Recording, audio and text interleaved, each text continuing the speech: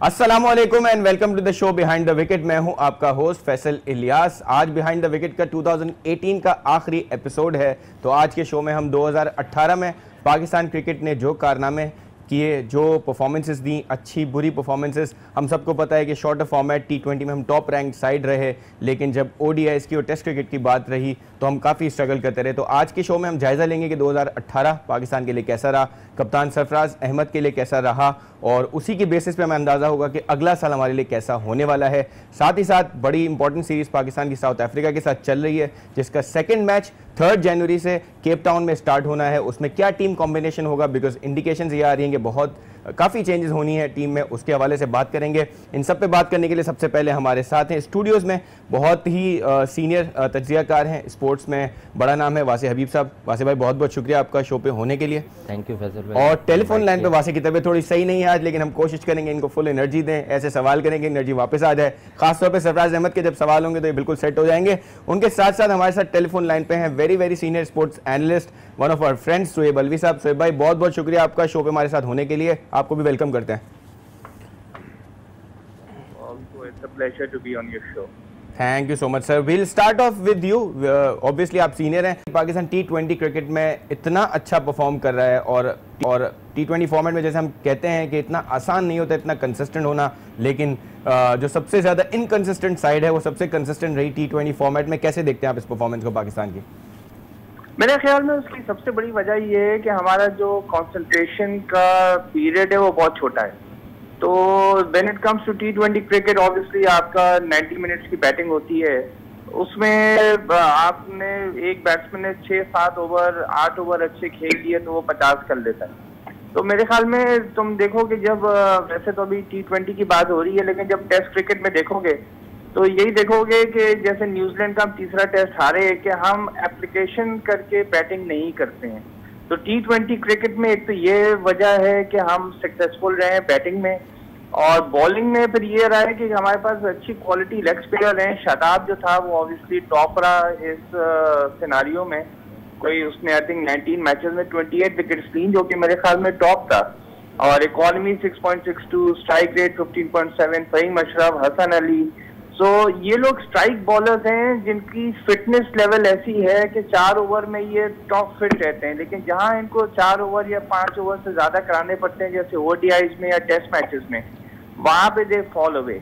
बिल्कुल सही है। दैट इज द रीजन कि हम फॉर्मेट से आप आते हैं, उसके बाद आप सारे फॉर्मेट्स खेलते हैं। सो जिस फॉर्मेट से आप आते हैं अच्छी परफॉर्मेंस देके, उस फॉर्मेट में आपकी परफॉर्मेंस आउटस्टैंडिंग होती है, बड़े फॉर्मेट्स में आप स्ट्रगल करते हैं। Do you think that is also the reason कि हम ODIs और टेस्ट क्रिकेट में अच्छा नहीं परफॉर्म कर पाते? डेफिनेटली फैसल भाई, जो लिमिटेड ओवर्स क्रिकेट है उसका एक डिफरेंट मिजाज होता है। स्पेशली T20 क्रिकेट जो है वो बिल्कुल डिफरेंट बॉल गेम मॉडल करते हुए देखा, उनकी पेस जो है ना वो बड़ी उन्होंने लेट डाउन किया। अगर वो जरा तेज गेंदे करते तो शायद हमें अभी जो ऑनगोइंग टेस्ट सीरीज है उसमें भी फायदा हो। बहरहाल अभी सब कुछ खत्म नहीं हुआ है, और ODI क्रिकेट का मिजाज भी अब डे बाय डे तब्दील होता जा रहा है। क्रिकेट कहीं ना कहीं नए फील्डिंग रूल्स के साथ अब वापस होती जा रही है। अब आपको थोड़ी सी ना चैनल और डिसिप्लिन बॉलिंग एक एंड से कम रिक्वायर्ड है मॉडर्न डे क्रिकेट में। देखें अभी भी टेस्ट में हम जब देख रहे थे तो हो ये रहा था कि आपने फर्स्ट ऑफ ऑल एक एंड से अटैक हो रहा है, अगर शाहीन विकेट्स ले रहा है तो what he needs from the other and is quality containment bowling, कि यार आप एक चैनल पर बॉलिंग करें। आप देखें कि टेल एंडर्स को आपने जो है वो 7 विकेट्स डाउन है, तो वो जो लीड आपने कंसीड कराई वहां पूरा हाथ जो है ना वो इनडिसिप्लिन स्टफ का था। Nothing special from the tell Anders likes of Rabada and others, लेकिन आपने उनको वॉलीज प्रोवाइड कर दी ऑफ स्टंप के बाहर। अगर आप चैनल बॉलिंग करेंगे तो आई थिंक ज्यादा इफेक्टिव होंगे। बिल्कुल सही। सोहेब भाई, हमने जो ODI इस साल खेली, हम एशिया कप में गए, हम एज फेवरेट्स गए, और इंडिया की साइड विराट कोहली जैसा प्लेयर उनके साथ नहीं था। हमने के बाद ODI फॉर्मेट में थोड़े से कंप्लेसेंट हो गए थे। हमने देखा कि एशिया कप में जब हम गए, हम हफीज को लेके नहीं गए, और हम उतना प्रिपेयर नहीं करते रहे, हम इतनी जान नहीं मारते रहे, और सबसे ज़्यादा कंप्लेसेंसी जो दिखी वो शायद सिलेक्शन प्रोसेस में दिखी कि उनकी बिल्कुल भी नज़र नहीं थी परफॉर्मर्स पे, उनकी बिल्कुल भी नज़र नहीं थी डोमेस्टिक परफॉर्मेंसेस पे, और eventually that has produce these results कि आप ODI में इतना बुरा परफॉर्म करते रहे पूरा साल। देखो हफीज का सिलेक्शन बहुत जरूरी था एशिया कप में, हाइंडसाइट के ऊपर भी ये पता चला, क्योंकि वो ऑफ स्पिनिंग ऑलराउंडर हो गया, is no more a batting allrounder. बहुत अरसे से वो ऑफ स्पिनिंग ऑलराउंडर है, उसके जो ओवर्स थे वो बहुत जरूरी थे, वो हमने मिस किए। सही। तो एक सिलेक्शन तो मैं कह सकता हूँ, बाकी the team was not bad. The only thing is कि जैसे मैंने बताया कि एप्लीकेशन से नहीं खेल रहे थे ये लोग, ठीक है, और फॉल आउट हो जाए, बहुत जल्दी अपना ये हिम्मत हार देते हैं। That was basically one of the reasons. Plus ये है कि मुझे लगा कि एक दो मैचेस में सिलेक्शन भी सही नहीं की, और टेस्ट मैचेस में भी यही नोट किया, लेकिन अभी ओडीआई की बात हो रही है। तो बिल्कुल सही कह रहे हो कि हमारी सिलेक्शन पॉलिसी इतनी फोकस नहीं है, हम जनरलाइजेशन पे चले जाते हैं कि ये खेल लेगा, ये इतने रन बना लेगा, ये उतने बना लेगा, ठीक है। And I suppose that's where we went wrong. बिल्कुल सही। वैसे आपको लगता है कि कुछ प्लेयर्स जो हैं उनको बहुत जल्दी आपने, ओडीआई की अगर हम स्पेशली बात करें, बहुत जल्दी आपने, जैसे सुहेब साहब ने कहा कि ओडीआई भी छोटा फॉर्मेट नहीं है, वहाँ पे अगर आप गलतियाँ करते हैं, कप्तान की भी गलती एक्सपोज हो जाती है, प्लेयर्स की भी गलती हो जाती है। कुछ प्लेयर्स जैसे आसिफ अली हैं, डू यू थिंक कि वो सूट करता है उनको T20 फॉर्मेट, उनको आपने ज़बरदस्ती ओडीआई खिलाया और उसमें लाइकिंग है, या आप एक्सपेक्टेशन ज़्यादा है, या आपको पोटेंशियल ज़्यादा लगा, लेकिन वो बैकफायर किया, आपको उस प्लेयर को आप T20 तक लिमिट करते। कुछ प्लेयर्स जो हैं उनको ओडीआई नहीं खिलाते तो शायद वो टीम के लिए बेहतर होता। जी फैसल, देखें मैं आपको बताऊं, सेट्स में खेली जाती है ओडीआई क्रिकेट भी। जैसे कि test cricket session by session खेली जाती है, ये भी सेट्स में खेली जाती है कि फर्स्ट 10 ओवर में भी आपके पास जो है, अब आप देखें मॉडर्न डे क्रिकेट में, बल्कि अब 10-12 साल से मिच है। देखें अफगानिस्तान हाल बन जाएगा इस एशिया कप में, जिस तरह की पिचेस का मिजाज हम देख रहे हैं कि केदार यादव जैसे बॉलर वहां पर इफेक्टिव हो रहे हैं, तो आई थिंक कि हफीज गॉट इनफ एक्सपीरियंस कि आप उसको सिलेक्ट करते हो और उसके बाद आपने उसको कंपनसेट करने के लिए दोबारा से टेस्ट टीम में वापस लिया, और एक सेंचुरी के बाद एक लंबा रन भी इसीलिए दिया कि उन पर फैसला छोड़ते हैं, अल्लाह ना करे, उस ज्यादती को आपने कंपनसेट किया। फिर बहरहाल उन्होंने खुद ही ये फैसला लिया कि मैं लॉन्गर फॉर्मेट से अब शायद मेरे रिफ्लेक्सेस उस तरह के नहीं है, उस पाई के नहीं है, तो मैं रिटायरमेंट ले लूं और फोकस करूं 2019 वर्ल्ड कप पे, जो कि एक अच्छा साइन है, पॉजिटिव साइन है। और टेस्ट और ओडीआई क्रिकेट में आपको बहुत मेच्योरिटी की जरूरत है, थोड़ा सा कैप्टेंसी में भी पैशनेट होना बहुत अच्छा साइन है। आपको पता है हम बड़े फैन हैं सरफराज अहमद के, लेकिन थोड़ा सा इन चीजों को भी आपको देखना है, मोटिवेट करें लड़कों को, लेकिन लड़कों को डराएं नहीं, चाहे वो कप्तान हो चाहे वो कोच हो, लड़कों से उनके भी प्लान्स शेयर करें और फिर एक डिसिप्लिन स्टफ की तरफ जाएं। आप अग्रेशन बिल्कुल शो करें, क्योंकि मॉडर्न डे क्रिकेट में आप जब तक विकेट्स पर नहीं जाएंगे तो आप ओडीआई भी 10 में से 9 दफा हार जाएंगे। बिल्कुल सही है। थोड़ा टेस्ट क्रिकेट की तरफ आते हैं सोहेब साहब, फिर ओडीआई को दोबारा एनालाइज करेंगे, बिकॉज हमारे लिए ओडीआई इसलिए इंपॉर्टेंट है कि हमने 2019 में वर्ल्ड कप खेलना है। सो टेस्ट क्रिकेट की बात करें, मेरा अपना पर्सनल पॉइंट ऑफ व्यू है कि टेस्ट क्रिकेट में हमने इतना बुरा परफॉर्म नहीं किया। हमने बिकॉज ऑब्वियसली मिसबाह उल हक, यूनुस खान के जाने के बाद आपकी थोड़ी सी यंग साइड थी, आपने इंग्लैंड जैसे टूर पे जाके आपने इक्वलाइज किया, कोई नहीं आपको वो कह रहा था कि आप ड्रॉ करेंगे सीरीज, लॉर्ड्स में आप टेस्ट मैच जीते। बाकी जो मैचेस आप हारे हैं उसमें बहुत सारे मैचेस में अगर हम देखें तो हम अच्छी पोजीशन में होते हुए हम हारे हैं, तो वही वाली बात कि क्रंच मोमेंट्स पे हमने वो परफॉर्मेंस नहीं दी जो देनी चाहिए थी। सो टेस्ट क्रिकेट की परफॉर्मेंस शायद ओडीआई से थोड़ी बेहतर थी, लेकिन उन क्रंच मोमेंट्स पे परफॉर्मेंस ना देना हमें कॉस्ट कर गया। डू यू थिंक के टेस्ट क्रिकेट, क्योंकि अभी हम रिसेंटली बहुत ज़्यादा खेल रहे हैं, उसमें जो हार न्यूजीलैंड की स्पेशली सीरीज में आ रही है, उसके बाद टीम काफ़ी हिली हुई है, लेकिन अभी भी इस टीम में पोटेंशियल है और ये अच्छे रिजल्ट्स दे सकती है। सोहेब साहब, क्वेश्चन फ्रॉम यू। नहीं, तुमने बहुत अच्छा समझ किया। Those were exactly my thoughts कि अगर हम टेस्ट मैचेस को एनालाइज करें तो हम 4 रन से सीरीज हारे हैं न्यूजीलैंड के खिलाफ। बिल्कुल, that's all, that was the only difference of 4, और वो भी ऐसी पोजीशन पे कि आपको 40 रन चाहिए थे, 7 विकेटें हाथ में थी, समथिंग लाइक दैट। और ऑस्ट्रेलिया के खिलाफ भी जो पहला टेस्ट वो बचा गए ख्वाजा की वजह से, उस्मान ख्वाजा ने जो खेला पूरा दिन ऑलमोस्ट, वो वरना हम 2-0 वो जीते होते, 2-1 न्यूजीलैंड के खिलाफ जीते होते, या 2-0 जीते होते, बिकॉज जो एप्लीकेशन चाहिए थी लास्ट डे हम ड्रॉ कर सकते थे मैच, हमारे पास पोटेंशियल था, पिच में भी कुछ ऐसी बात नहीं थी। रह गया साउथ अफ्रीका में ऑब्वियसली जैसे वाक़या ने बहुत अच्छा समझ किया कि जो रबाडा और इन लोगों ने जो एंड में मारा है उसमें ये कि हम वाक़दा हाफ वॉलीज और फुल टॉसेस दे रहे थे और बिल्कुल हिम्मत हार गए थे। तो ये अगर तुम पोजीशंस देखो तो बहुत ही पतले से मार्जिन से हम ब्लैक से वाइट में गए या वाइट से ब्लैक में आए। तो मेरा ये ख्याल है कि you are absolutely right. Test matches में हमारा परफॉर्मेंस, जो फिगर्स हैं, जो स्टैट्स हैं, वो सही मानों में रिफ्लेक्ट नहीं करते। साउथ अफ्रीका को भी होम ग्राउंड पे 223 के ऊपर आउट कर देना, 4 कर देना, वो अच्छा खासा अचीवमेंट था। और ये देखो कि अगर हमने 101 for 1 के ऊपर अगर हम 150 रन भी ऐड कर लेते तो जिस तरीके से साउथ अफ्रीका को 16 for 3 कर सकते थे हम, अगर उसका कैच पकड़ लेते और अजहर अली का कैच एक्सेप्ट हो जाता तो we could have won this match. So it's not a bad test team, लेकिन अगेन मैं यही कहूंगा फिटनेस लेवल्स मुझे डाउट लग रहे हैं। तुमने कल बिल्कुल सही पॉइंट आउट किया कि यासिर शाह भी पूरी फिट नहीं लग रहा था, या तो ये है कि वो हिम्मत हार गया था कि जब उसको बॉलिंग के ऊपर लाए तो मैच तो हम हार ही चुके थे। बिल्कुल सही बात। और फर्स्ट इनिंग्स में तो हार्डली उसका कोई परफॉर्मेंस था।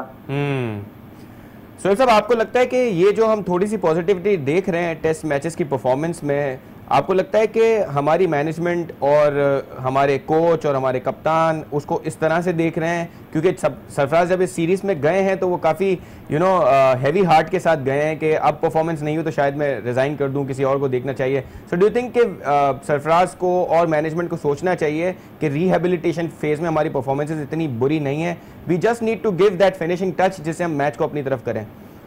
देखो, इट ऑल डिपेंड्स कि उससे बात किस तरह की जाती है। अगर पॉजिटिव पहले रखा जाता है और फिर उससे बात की जाती है तो सरफराज को भी एक हौसला आता है। हमारे यहाँ प्रॉब्लम ये है कि पीसीबी से सिग्नल तो पॉजिटिव आ रहे हैं कि नहीं, हम कप्तान नहीं चेंज करेंगे और कब सरफराज ही कप्तान रहेगा। लेकिन फिर ऑब्वियसली जो कोच की जो हरकतें हैं, जिस तरीके से वो उसकी लीक्स नहीं है बातें, और जिस तरीके से हमारे जो प्लेयर्स हैं उनका मोरल देखते हुए ऐसा लग रहा है कि लीडरशिप क्राइसिस आ रही है। अगर है नहीं तो आ रही है जरूर। और उसमें ये है कि बाज़ दफा ये हो जाता है कि अगर कप्तान को कोई समझाने वाला नहीं होता है, जैसे अब मुश्ताक मोहम्मद की मैं किताब पढ़ रहा था तो उसने कहा था कि मैं 77 में जब उससे बिल्कुल स्कोर नहीं हो रहा था 3-4 टेस्ट मैचेस, तो उसने सोचा मैं एक टेस्ट से ड्रॉप हो जाता हूँ। तो कहता माजिद खान मेरे पास आया और उसने कहा कि नहीं कप्तान, अगर आप ड्रॉप होंगे तो टीम का मोरल अफेक्ट होगा, यंगस्टर्स अफेक्ट होंगे। और उसने हिम्मत पकड़ी and he scored 123 in the next test and took some 7-8 wickets. तो बात ये होती है कि आपके जो कोलीग्स हैं और जो आपका कोच है, वो उस जमाने में कोच तो नहीं होता था, तो वो आपको कितना बैक कर रहा है। Very good point. और अगर आपको बैक नहीं कर रहा है, वो उसके सिग्नल्स सारा वक्त ये नजर आ रहे हैं कि सब अपनी जान बचाने के चक्कर में, तो फिर ऑब्वियसली कप्तान के ऊपर ज्यादा प्रेशर आ जाता है। बिल्कुल सही सोहेब भाई, वेरी नाइसली पॉइंट आउट कि सरफराज से किस तरह बात की जाती है वो बड़ा इंपॉर्टेंट है। और इस पॉइंट इन टाइम पे सरफराज को भी थोड़े सपोर्ट की ज़रूरत है। अब डिपेंड करता है कि हमारे पास सीनियर प्लेयर्स हैं, अजहर अली हैं, असद शफीक हैं, लेट्स होप कि ये प्लेयर्स सरफराज से बात करें। आपका शुक्रिया अदा करेंगे सोहेब साहब, आगे भी आपसे मुलाकात होगी इंशाल्लाह। शो हमारा कंटिन्यू रहेगा। Thank you so much sir. एक ब्रेक के बाद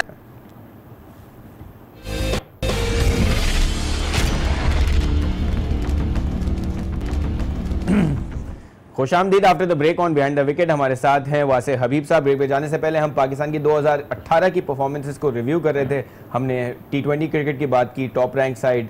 ओडीआई में हमारी सबसे बुरी परफॉर्मेंस अगर कहा जाए तो ओडीआई में रही।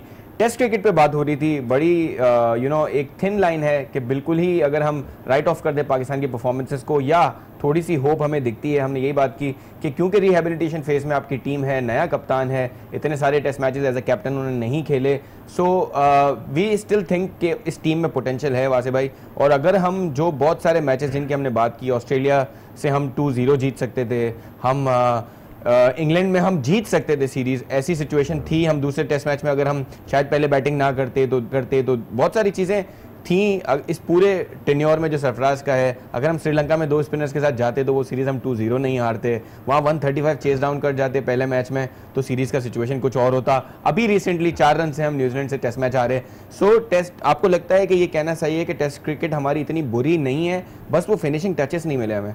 देखें, बहुत अच्छा इंटरेस्टिंग टॉपिक है ये, पूरा टॉपिक है इटसेल्फ। ये जितनी भी हमने बातें की, और बड़े सीनियर हमारे पुराने एनालिस्ट शोएब अलवी साहब, और बहुत अच्छा हाईलाइट कर रहे थे वो, कि वो 4 रन जो है ना वो फ़र्क है उस सीरीज़ का। इसी तरह से ऑस्ट्रेलिया में वो लास्ट डे उस्मान ख्वाजा फ़र्क है। अच्छा, ये सारी बातें जा किस तरफ रही हैं? ये ना स्किल लेवल पर सवाल उठा रही हैं, ना ये क्वालिटी बैटर्स या क्वालिटी बॉलर्स पर सवाल उठा रही हैं, ये सवाल उठाती हैं मेंटल टफनेस पर। एक अच्छा कोचिंग स्टाफ जो है वो लड़कों को इस तरह से कॉन्फिडेंस देता है, coach bowling coach, assistant coach, batting coach even, कि आपके बैटर बॉलर सब मेंटली टफ हो। हम ये देख रहे हैं कि जो क्रूशल टाइम्स आते हैं ना, फिनिशिंग टाइम्स और फिनिशिंग टचेस की जब बारी आती है, तो वहां कहीं ना कहीं हमारे बैटर्स के खुसूसन दिमाग में ना अगर और मगर, इफ एंड बट्स की सिचुएशन क्रिएट होना शुरू हो जाती है। यार अगर हम उस वक्त की तरह हार गए, देखिए बहुत इजी गो था वो, और जिस तरह से वहाँ 40-45 रन पर हमने 7 विकेटें गंवाई, तो वो किसी भी सूरत आपकी अपनी कंडीशंस में एक्सेप्टेबल नहीं था। मिसबाह उल हक और यूनिस खान जब तक पाकिस्तान की टीम में मौजूद थे, और मिसबाह की कैप्टनसी के टेन्योर में स्पेशली इन टेस्ट क्रिकेट, हम यूएई में जो है ना वो बहुत ही ज्यादा डेंजरस टीम थे। उसका रीजन ये था कि दोनों कप्तानों का थोड़ा सा मिजाज, देखिए Sarfaraz is an aggressive captain, और वो ये चाहते हैं कि फौरन फैसला हो, एक बैटर आया है ना तो बस ये फौरन आउट हो जाए। लेकिन यूएई में आपको जो है ना वो थोड़ा सा माइंड गेम खेलना पड़ता है, थोड़ा वेटिंग गेम खेलना पड़ता है, जल्दी जल्दी बॉलिंग चेंजेस करनी पड़ती हैं। South Africa versus Pakistan first test match में जो सबसे कमाल की बात थी ना, जो मिसिंग एलिमेंट है, क्योंकि यकीनी तौर पे हमारा मुल्क हार गया, हमारी टीम हार गई, पाकिस्तान क्रिकेट टीम, तो हम बड़े अफसुर्दा हैं, उस एलिमेंट पर डिस्कशन कम हुई। वो ये थी कि फ्रांसवाइज डुप्लेसी की कप्तानी जो थी ना वो कमाल थी। आप देखें उसने सेटल ही नहीं होने दिया, छोटे छोटे स्पेल्स करवाए उसने। ओलिवियर यकीनी तौर पर 145 प्लस का बॉलर। आप सेकंड डे टी ब्रेक पे जब आप जा रहे थे और उस वक्त जिस तरफ इमाम उल हक और शान मसूद जिस तरह खेल रहे थे, आप यकीन करें सारे साउथ अफ्रीकन्स के चेहरे डाउन थे और वो ऐसा लग रहा था कि उनके प्लान्स वर्कआउट नहीं कर रहे।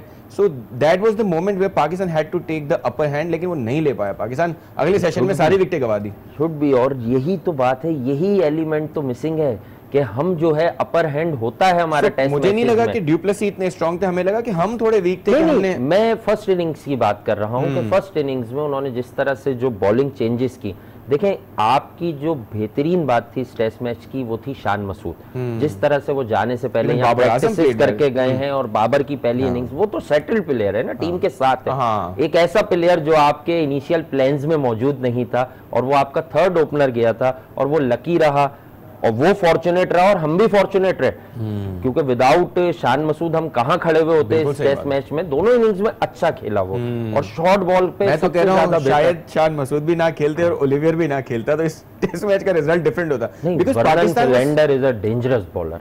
अच्छा, फिलेंडर आपको लगता है बहुत डेंजरस बॉलर है, डिफरेंट काइंड ऑफ बॉलर। लेकिन पाकिस्तान की हिस्ट्री रही है कि पाकिस्तान को वो बॉलर परेशान करेगा जो 145 प्लस होगा, और जरा बैक ऑफ द लेंथ उसकी जो है ना एक नेचुरल लेंथ, और वो जो दुनिया में किसी को परेशान नहीं करता होगा, जो किसी को सुपरस्टार बनाएंगे ना हम। नहीं, लेकिन देखिए पोटेंशियल तो लगा उस लड़के में। 149 150 तक उसकी पेस आ रही है, और कमाल बात यह है फैसल भाई, जो पिच्ड अप डिलीवरीज होती है ना, अगर उस पर 149 150 आए तो समझ हाँ अच्छा बॉलर है, यंग है, एनर्जेटिक है, जोर लगा रहा है। मैंने उसकी कुछ हाफ क्रैकर्स पर भी जो वो पीछे से बॉल बाउंस हो रही थी, मैंने उनकी भी स्पीड 145 146 देखी है। तो इट मींस कि वो बॉल कम से कम आप समझें कि इतनी एफर्ट बॉल होती है कि वो इन डिफरेंट सेंस वो 152 153 प्लस तक गया है वो। आपको लगता है पाकिस्तान, हमने देखा है उसका एक्शन भी थोड़ा सा डिफरेंट है, it's not a straight away action, थोड़ा सा डिफरेंट एक्शन है। Do you think Pakistan hit the deck sort of bowler है ना वो, थोड़ा सा आपको काम करना पड़ेगा इस बॉलर पे, वरना ये आपको सेकंड टेस्ट में भी इस तरह मेरा ख्याल से थोड़ा नहीं ज्यादा करना पड़ेगा, और काफी करना पड़ेगा। और 2 दिन तक आई थिंक कि सोने के अलावा जो बैटर्स हैं वो जो है कट और पुल की प्रैक्टिस जरूर करें, क्योंकि ये वो जगह नहीं है कि जहां आप इजीली सॉफ्ट हैंड्स को अपने डाउन कर लेंगे और बॉल आपसे टकराएगा नहीं। देखिए हर जगह का अपना मिजाज है। साउथ अफ्रीका बिल्कुल डिफरेंट कंडीशन से। ऑस्ट्रेलिया में अगर आप बाउंसर पर डक करेंगे ना, ऊपर से बॉल चला जाएगा, स्पेशली पर्थ में। सिडनी की भी अब विकेट तेज बनने लगी है ट्रेडिशनली, वरना अर्ली ऑन जो है सिडनी की विकेट एक तवील अरसे तक जो है वो स्पिनर्स को मदद देती थी। मेलबर्न में भी अभी हमने देखी इंडिया वर्सेस अगर हम बात करें ऑस्ट्रेलिया, तो वहां बड़ी अजीबो गरीब सी विकेट थी। देखें एक बात है, हम हार गए, साउथ अफ्रीका ने अच्छा किया, हमने बुरा किया, हमने इनिशिएटिव लिया और फिर लूज किया। लेकिन आप देखें तो ये जो दोनों टेस्ट मैच चल रहे थे, बॉक्सिंग डे टेस्ट मैचेस, और एक और टेस्ट मैच चल रहा था न्यूजीलैंड वर्सेस श्रीलंका, उसकी विकेट बड़ी अच्छी थी। लेकिन इन दोनों टेस्ट मैचेस की विकेट पर भी जो है थोड़ा सा क्वेश्चन मार्क है, क्योंकि फर्स्ट डे ही हमने इसी बॉलर ओलिवियर की देखी कि सेम लेंथ से बॉल जो है राइज कर रही है, और वहीं से बॉल जो है कम से कम भी जो है वो आधा मीटर या 1 मीटर नीचे आ रही है। तो साउथ अफ्रीका में इस तरह की पिचेस होना भी सरप्राइजिंग है मेरे लिए। लेकिन वैसे एक रीज़न साउथ अफ्रीका का ये भी ऐसे पिचेस बनाने का कि आप जो विजिटिंग साइड आई है, जो यूज टू है नी लेवल पे बॉल खेलने के, उसको पहले ही टेस्ट में इतना गिरा दो। और उसकी अगर हम आ भी जाते हैं उस तरफ कि पाकिस्तान की बैटिंग जो है वो पूरा साल इन क्वेश्चन रही। जब से मिसबा और यूनुस खान गए, मैं टेस्ट क्रिकेट में इतने कोलैप्सेस हमने पहले नहीं देखे थे। डू यू थिंक ये जो बैटिंग कोलैप्सेस हैं, these raise a lot of questions. आपकी सिलेक्शन पे भी क्वेश्चंस आते हैं, आपके बैटिंग कोच पे भी क्वेश्चन आते हैं, आपके सीनियर प्लेयर्स पे भी क्वेश्चन आते हैं। जब आपके मिसबा और यूनुस खान चले जाते हैं तो उस वक्त बड़ा ईजी था कि आप असद शफीक जो है वो he should have raise his hands के I will take the responsibility. Azhar Ali पे रिस्पॉन्सिबिलिटी बनती थी, लेकिन अब तो ये आ गया है कि बहुत सारे लोग ये कहने लगे हैं कि अब शायद आप इनको भी रिप्लेस करें। You need younger players, you need young blood. अगर इनसे भी हारना है तो let's take chances. Longer version में जो हमारी सबसे ज़्यादा इन्वेस्टमेंट थी और सबसे ज़्यादा एतबार के दो लड़के थे, अजहर अली और असद शफीक। बिल्कुल, that's why Azhar was made captain before Sarfaraz और उनको कप्तान बनाया गया टेस्ट क्रिकेट में। वकार यूनिस साहब की रिकमेंडेशंस थी और उन्होंने ये बताया कि बड़ा काम हेड है और मिसबा की तरह एक पढ़ा लिखा कैरेक्टर है और ये बड़ा इजी गो लड़का है। और लॉन्गर फॉर्मेट में इस तरह के माइंड की ज़रूरत होती है टीम को लड़ाने के लिए, चलाने के लिए, क्योंकि टेस्ट क्रिकेट ऐसी गेम है कि अगर आप एक सेशन, सरफराज के मिजाज से मुख्तलिफ जरूर है टेस्ट क्रिकेट, इसमें कोई दो राय नहीं है। बड़ी खबर दी आपने। जी हाँ, उनके मिजाज से मुख्तलिफ है टेस्ट क्रिकेट, बिल्कुल।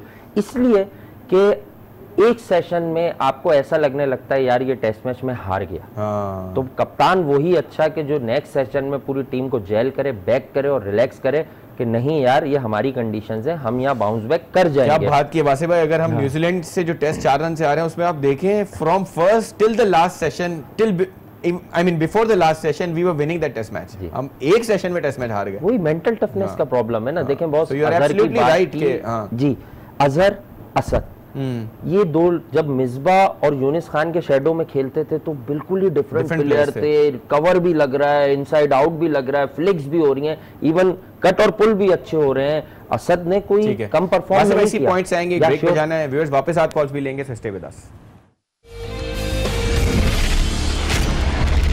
ये मतलब उतने थोड़े से वेट भी ज्यादा लगा। मैं अग्रीड नहीं हूँ, बहुत एहतराम के साथ और बादब होके मैं इस बात से एग्री नहीं करूंगा। उसकी वजह ये देखें, मैं आपको एक बात बताऊं, वही जो हम अभी थोड़ी देर पहले मेंटल टफनेस की बात कर रहे थे, साइकोलॉजिकल बैरियर्स जो होते हैं ना, वो हमें बड़ा परेशान करते हैं। देखें, ही नोस कि now he is in south Africa और सबसे ज्यादा बात उन पर होगी कि क्या ये उस लेवल के बॉलर हैं। मैंने आपको एक बार ऑफ एयर कहीं कहा था कि यासिर शाह का असल इम्तिहान बाहर है। वर्ल्ड क्लास बॉलर बनने के लिए आपको ऑस्ट्रेलिया में भी आउट करने हैं लाइक शेन वॉन, आपको साउथ अफ्रीका में भी आउट करने होंगे, आपको इंग्लैंड में भी करने होंगे। इंग्लैंड में जो लॉर्ड्स टेस्ट की विनिंग कारकर्दगी थी 2000, it was back in 2016 under the captaincy of Misbah ul Haq, जो इन्होंने single handedly first test Pakistan को जितवाया था। 10 ओवरऑल ली थी पूरे मैच में, मैच फिगर 10 थे। तो वहां पर यासिर शाह ने बताया था कि मैं बॉल करना जानता हूं, लेकिन उस विकेट का मिजाज जो है ना कमोबेश एशियन था। और nothing took away from him और he is a fantastic cricketer. और जिस तरह से आपने देखा कि एनर्जी है, गाइल है, टीम प्लेयर है, टीम मैन है। इवन आप देखते हैं ना कि बैटिंग में भी आके सर्वाइवल गेम, समटाइम्स पुल अच्छे, पुल पाकिस्तान के कुछ टॉप ऑर्डर प्लेयर से अच्छा पुल कर देते हैं ये समटाइम्स। मैंने देखा है इन्हें ऑस्ट्रेलिया में पुल करते हुए। अगर फुल कंसंट्रेशन देखें, टेल एंडर्स जो होते हैं उनको टेल एंडर्स क्यों कहा जाता है? वो कभी भी अपनी बैटिंग के बारे में थिंक नहीं करते। लेकिन मैंने देखा कि यासिर शाह उन क्रिकेटर्स में से हैं कि जब जब इन्होंने सोचा है ना मुझे जाके बैटिंग करनी है, मुझे मतलब 100% कंसंट्रेशन लेवल रहा है, तो यासिर शाह बहुत अच्छी बैटिंग कर जाते हैं, डिलीवर करते हैं। अगर आपको याद हो, हमने जो लॉर्ड्स टेस्ट अभी सरफराज की कप्तानी में जीता था, उसमें हमारी टेल एंडर्स ने कंट्रीब्यूट किया था। आपके Shadab, that's why I am surprised कि आपने फहीम अशरफ को राइट ऑफ कैसे कर दिया इस तरह की विकेट्स पर, क्योंकि फहीम अशरफ पर आपकी बड़ी इन्वेस्टमेंट अब हो चुकी है। और अगर आप उसे एज अ फोर्थ सीमर उतारते तो बहुत ही एहतराम के साथ, Yasir is a great bowler. लेकिन आपको इस विकेट को देखकर जब हमें अंदाजा हो गया था कि ये टेस्ट मैच 250 सवा 200 के गिर्द ही घूमेगा, डे फर्स्ट से ही हमने कह दिया था कि यहाँ बनेंगे। सरफराज से थोड़ी सी गलती हुई, थोड़ी सी सिलेक्शन में सरफराज और पूरी टीम मैनेजमेंट, देखें टूर जो टूर मैनेजमेंट होती है ना, टीम मैनेजमेंट जो कहलाती है, वो मिलके फाइनल 11 सिलेक्ट करती है। No doubt he is a brilliant bowler, लेकिन उसकी जरूरत ही पेश आई आपको, तो वहां पे hit the deck sort of bowler चाहिए था। और फहीम अशरफ ठीक है, ओलिवियर की तरह 145 प्लस नहीं है, लेकिन वो इतना हल्का भी नहीं है जितनी स्लो बॉलें हसन अली साहब कर गए इस टेस्ट में। और वो शाहीन शाह अफरीदी और आमिर से तेज बॉलें कराते हैं आप, ये ऑफ द विकेट तेज है, कुछ बॉलर एयर में तेज होते हैं, फहीम उसी एरिया को हिट करता है just short of a good length, जहां से बॉल राइज कर रहा था वहां, और वहीं से बॉल अनसर्टेन रह रहा था और नीचे आ रहा था और बैट्समैन के माइंड में एक डाउट क्रिएट कर रहा था। Another player for Pakistan who you know made his name in the record books is Fakhar Zaman, जिन्होंने काफी रिकॉर्ड्स किए। उन्होंने क्विकेस्ट विव रिचर्ड्स का रिकॉर्ड तोड़ा, उन्होंने क्विकेस्ट रन करने का, उन्होंने पाकिस्तान के पहले 200 रन करने वाले प्लेयर बन गए। सईद अनवर का रिकॉर्ड तोड़ा उन्होंने। एक अच्छी फाइन पाकिस्तान की चैंपियंस ट्रॉफी उन्होंने जिताई, लेकिन आपको लगता है कि टेस्ट क्रिकेट में उनका इंक्लूजन थोड़ा सा इनके साथ भी ज्यादती है, आपको लगता है? फखर जमान ने किस फॉर्मेट में रिकॉर्ड ब्रेक किया? ओडीआईज में। ओडीआईज में। बाबर आजम ने किस फॉर्मेट में रिकॉर्ड ब्रेक किया? ओडीआईज में। ओडीआईज में, टी20s में भी, टी20s में फास्टेस्ट 1000 रन्स एवर उन्होंने किया, टॉप रैंक। तो जवाब आ गया हमारे पास खुद ही, ऑटोमेटिक हमारा आंसर बन गया ना कि भाई ये दोनों प्लेयर्स छोटे फॉर्मेट में परफॉर्म कर रहे हैं। फखर ओडीआई क्रिकेट में परफॉर्म कर रहा है, फखर टेस्ट क्रिकेट का ओपनर बन गया या बना दिया गया, और हमें पसंद है, मुझे भी बजाते खुद पसंद है। अग्रेशन तो जरूरी है, टॉप ऑफ द ऑर्डर पे हो सकता है वो जो 3 से टेस्ट शुरू होने वाला है, पाकिस्तान को अगर जीतना है तो फखर जैसे प्लेयर की वहां जरूरत है, आपको जल्दी आपके ऊपर से वो 100 भी कर दे। लेकिन मैं उस दिन यही बात करूंगा फैसल भाई कि गलत है।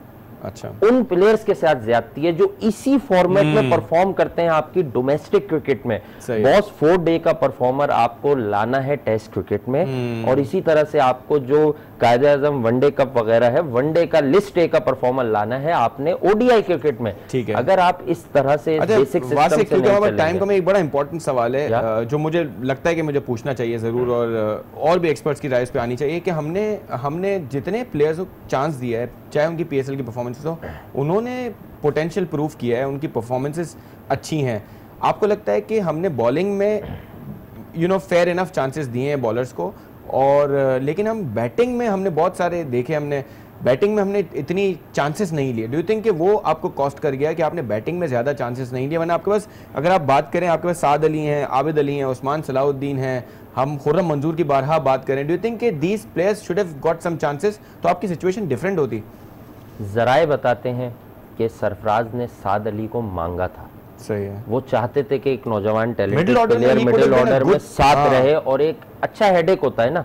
देखें, मैं आपको बस एक बात और बता दूं, ये सारे टैलेंटेड प्लेयर्स हैं, ठीक है, ये डिफरेंट फॉर्मेट से परफॉर्म करके और बड़े फॉर्मेट में आ रहे हैं बिकॉज के कोच और कप्तान इन पर बिलीव कर रहे हैं। हाँ। लेकिन देखें, आपको बॉडी लैंग्वेज और फेस रीडिंग से लगता है कि इमामुल हक को मालूम है वो अगला टेस्ट मैच खेलेगा, बाबर को भी मालूम है वो अगला टेस्ट मैच खेलेगा, इवन असद और अजहर को भी मालूम है कि हम दोनों तो अगला टेस्ट खेलेंगे, हमारा फैसला आराम से होगा अगर कुछ होता है। तो इस तरह की सिचुएशन में वो लड़का प्रेशर में ही नहीं है, तो वो कैसे अपना 100% डिलीवर करेगा, कैसे देगा वो 100%? आप बता दीजिए। अगर आप पीछे से एक तैयार प्रोडक्ट लाएंगे नहीं, अगर इस टूर पर आबिद अली भी मौजूद होता तो आप देखते कि बहुत सारे लोग बड़े सीधे बल्ले से खेलते हैं। That's what I wanted to say, कि बॉलिंग में ये है कि आमिर जैसा बॉलर भी अगर हटता है तो आपको कोई फिक्र नहीं है, लेकिन बैटिंग में आप सोचते हो यार अगर हम असद शफीक हिल गया तो बेस्ट बैट्समैन है, he might be the best batsman but he is not in good form, so he should have been sitting in the bench. Form का मसला नहीं है, फॉर्म का मसला नहीं है, मेंटल ब्लॉक है। और मैं ये नोट कर रहा हूँ व्हाट आई हैव सीन सो फार कि असद जो है ना वो टाइम टू टाइम बहुत ज़्यादा विकेट पर आता है, तो मुझे ऐसा लगता है कि वो डरने लगा है, अपने स्ट्रोक्स ब्लॉक करने लगा है, और फिर वो जब 1-2 दफ़ा ऐसे आउट हो जाता है तो वो आते ही उसके पास 2 ही घेर नजर आते हैं कि वो आके कॉमन सेंस क्रिकेट नहीं खेलता कि यार मैं 2-3 सिंगल डबल्स करूं। इवन इन टेस्ट क्रिकेट आप देखें जितने ग्रेड्स जो गेम के गए वो 20-25 डॉट बॉल्स नहीं लेते थे, वो आते थे दूसरी तीसरी बॉल को चेकआउट करके वो सिंगल डबल करते थे। बॉल को मिडिल करें ताकि वो कॉन्फिडेंस बहाल हो कि यार मेरे बैट के जो मिडिल पार्ट में स्वीटेस्ट पार्ट पर बॉल लग रहा है, ये असद से नहीं हो पा रहा। और मैं बड़ा सरप्राइज हूँ, बड़ा शॉक्ड हूँ, क्योंकि पाकिस्तान क्रिकेट टीम के टेस्ट क्रिकेट टीम के नायब कप्तान भी हैं असद शफीक, और अजहर अली और असद शफीक का पाकिस्तान की कॉज के लिए परफॉर्म करना बहुत ज़रूरी है। ये आज दो प्लेयर्स अगर आपके इस पूरे साल में थोड़ा बहुत बेहतर कंट्रीब्यूट कर जाते तो हमने जो फिनिशिंग टच वाली बात या क्रूशियल मोमेंट पे अच्छा परफॉर्म करने वाली बात, बैटिंग कोलैप्सेस की बात, तो ये सारी कवर अप हो जाती। डू यू थिंक के lot of responsibility goes to these two players? और हमने देखा कि साल के एंड में आपके कोच ने भी इन दोनों प्लेयर्स पे जो है अपना सारा गुस्सा निकाला। आपको लगता है कि बहुत सारा क्रेडिट इन दोनों प्लेयर्स को जाता है of losing so many test matches in such close situations? Sarfaraz पर भी निकाला, हाँ सरफराज भी निकाला, लेकिन गुस्सा अगर करें, वो सिर्फ गुस्सा करें तो जायज है। सही है, कोच हैं टीम के लिए, वो भी एफर्ट करते हैं, प्लान मेकिंग में होते हैं, लेकिन जो उनकी जबान थी, यकीनी तौर पर एब्यूसिव लैंग्वेज का तस्करा आया है यार, which is very wrong, which is very wrong. और हम बात करते हैं हमेशा के हमारे कल्चर में हम suddenly all of the sudden हम एक गोरा कोच उठा के ले आते हैं। भाई आप जो है फॉरनर अगर सिलेक्ट करते हैं तो पहले तो आप ये देखें कि आपकी टीम में कितने ज़्यादा लोग हैं जो बहुत फ्रीक्वेंटली इंग्लिश स्पीकर्स हैं या वो इंग्लिश को अंडरस्टैंड करते हैं। टूटी फूटी बातें ही हैं ना, कुछ चीज़ों के मफहूम बदल दिए जाते हैं। एक मुझे बात याद आ गई, बॉब वुल्मर आंजहानी कोच, वो यासिर हमीद से कुछ कह रहे थे और यासिर हमीद ने जो जवाब दिया तो सब हंसते के हंसते रह गए कि मतलब वो बात कुछ और हो रही थी और वो समझे कि मुझे सॉक्स के बारे में कुछ कह रहे हैं। तो ये हमारा एक मसला है कि हमारे लड़के हम्बल बैकग्राउंड से आते हैं, हमारा ये कल्चर नहीं है। तो मैं यही सवाल है मेरा कि यार अगर आपको कोच चाहिए, कोच तैनात करना है ना। आई थिंक वासिफ भाई इस पे हमने इतना इस पे उठ चुकी हैं कहानियां कि आई एम श्योर हम सब की आवाज़ें ज़रूर पहुंची होंगी पीसीबी तक कि अब हमें चाहिए कि भाई हमारा बैटिंग कोच भी देसी हो, हमारा कोच भी देसी हो, पहला सवाल हेड कोच भी देसी हो। इस पे हमें वासिफ भाई शो अपना खत्म करना है। हमें साउथ अफ्रीका की जो सेकंड टेस्ट है साउथ अफ्रीका से, उस पे बात करनी थी हमें, लेकिन हम उम्मीद करते हैं कि हमारी अच्छी टीम सिलेक्ट हो, अच्छा मैच खेले और जब हम अगले हफ्ते मिले 4 पेसर्स के तरह की विकेट हुई। बिल्कुल सही है। Message from the centre is के स्पिनर की हमें जरूरत नहीं है और हम 4 पेसर्स के साथ जाएं। शोएब अलवी साहब ने भी यही कहा था, वासिफ साहब भी ये कह रहे हैं और मैं इनको इंडोर्स करता हूं भैया। So we will see you next week, keep watching our show, अगले हफ्ते मुलाकात होगी।